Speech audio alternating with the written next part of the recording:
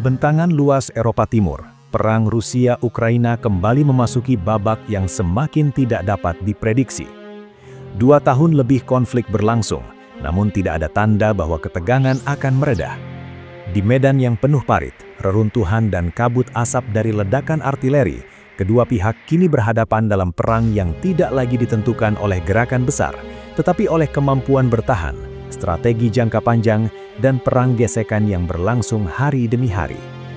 Dalam video ini kita akan membahas bagaimana kondisi terbaru di garis depan, wilayah apa saja yang telah berhasil dikuasai Rusia, target-target taktis yang mungkin menjadi tujuan berikutnya, serta bagaimana Ukraina merespon situasi yang terus berubah ini.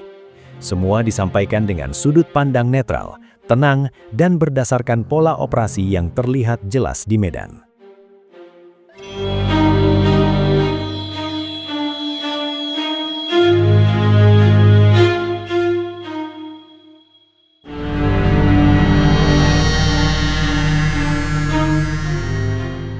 Garis depan saat ini menunjukkan dinamika yang lebih bersifat perlahan namun menghancurkan.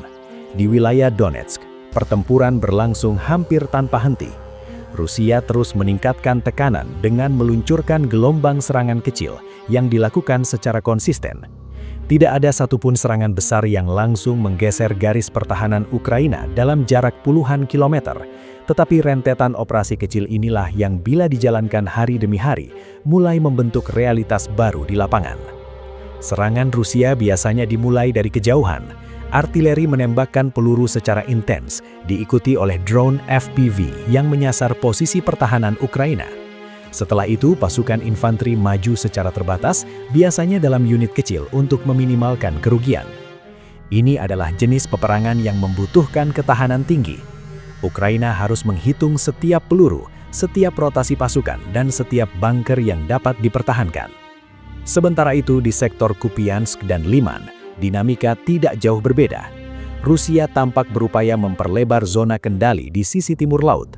Tekanan dilakukan secara bertahap untuk menciptakan jalur yang lebih aman bagi suplai logistik mereka, sekaligus memaksa Ukraina untuk menyebarkan pasukan ke banyak titik. Dengan cara ini, Rusia berharap dapat memecah konsentrasi Ukraina dan menciptakan celah kecil yang pada akhirnya bisa berkembang menjadi keuntungan taktis. Di bagian selatan, suasana relatif stabil, tetapi ketegangan tetap terasa. Rusia mempertahankan posisi yang mereka kuasai sejak fase sebelumnya, sementara Ukraina mencoba menghambat setiap kemungkinan dorongan maju. Pertempuran di selatan seringkali lebih terfokus pada duel artileri dan penggunaan drone. Kedua pihak saling mencari titik lemah, tetapi tidak ada pergerakan besar yang mengubah peta secara dramatis dalam waktu singkat.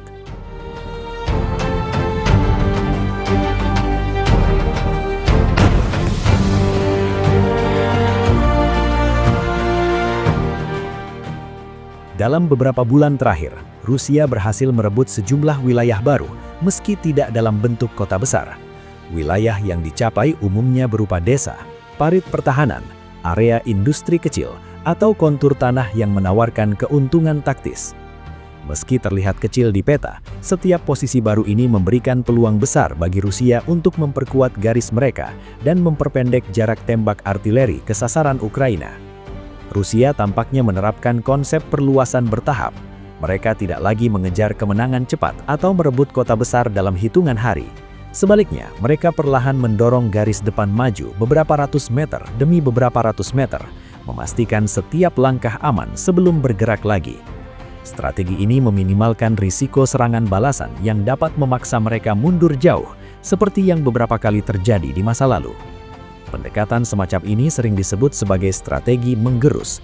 Dengan terus menekan dari berbagai arah, Rusia memaksa Ukraina menguras logistik, memperluas garis pertahanan, dan menambah beban komando pada tiap sektor.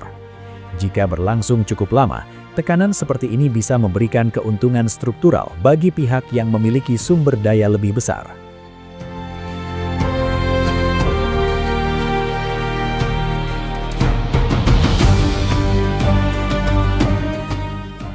Melihat pola gerakan di lapangan, terdapat beberapa area yang tampaknya menjadi fokus operasi Rusia berikutnya. Donetsk tetap menjadi pusat perhatian utama. Bila Rusia berhasil mendorong lebih dalam ke kawasan ini, mereka tidak hanya memperoleh keuntungan geografis, tetapi juga dampak simbolis dan politis. Selain itu, sektor timur laut menghadirkan potensi penting. Rusia tampak berupaya memperkuat zona penyangga di wilayah yang berbatasan langsung dengan wilayah mereka sendiri. Dengan menekan Kupiansk dan Liman secara bertahap, Rusia dapat menciptakan kondisi yang memungkinkan mereka memperluas tekanan ke arah barat atau selatan kapan saja diperlukan. Selain itu, Rusia juga terlihat mencoba melakukan tekanan simultan di sektor yang berbeda untuk memaksa Ukraina menyebar dalam formasi defensif yang lebih tipis. Ini bukan strategi yang mencari terobosan cepat, tetapi sebuah upaya sistematis untuk memecah konsentrasi lawan. Bila Ukraina harus mempertahankan terlalu banyak titik sekaligus, peluang munculnya sektor yang melemah menjadi lebih besar, dan disitulah Rusia bisa mencoba mendapatkan momentum baru.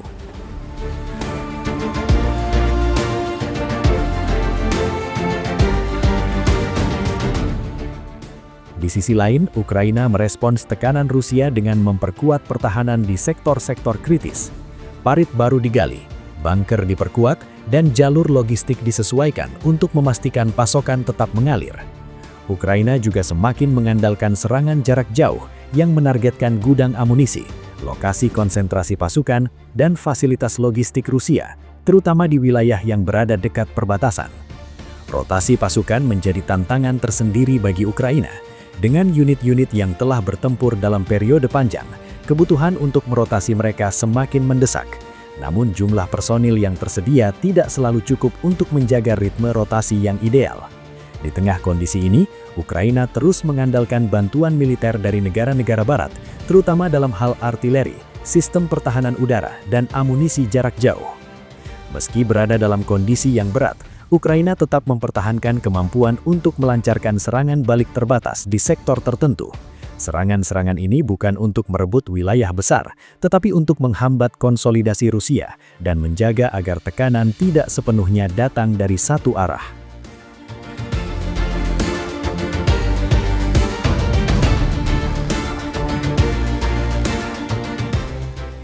Video ini dibuat untuk tujuan edukasi dan analisis semata. Kami tidak berpihak pada pihak manapun, tidak mempromosikan kekerasan, dan tidak mendukung perang dalam bentuk apapun. Seluruh informasi yang kami sajikan berasal dari laporan terbuka dan analisis geopolitik yang tersedia untuk publik. Tujuan kami adalah memberikan pemahaman yang seimbang mengenai situasi global agar masyarakat dapat melihat berbagai isu dengan lebih bijak. Kami percaya bahwa perdamaian, dialog, dan diplomasi merupakan jalan terbaik untuk menyelesaikan setiap konflik.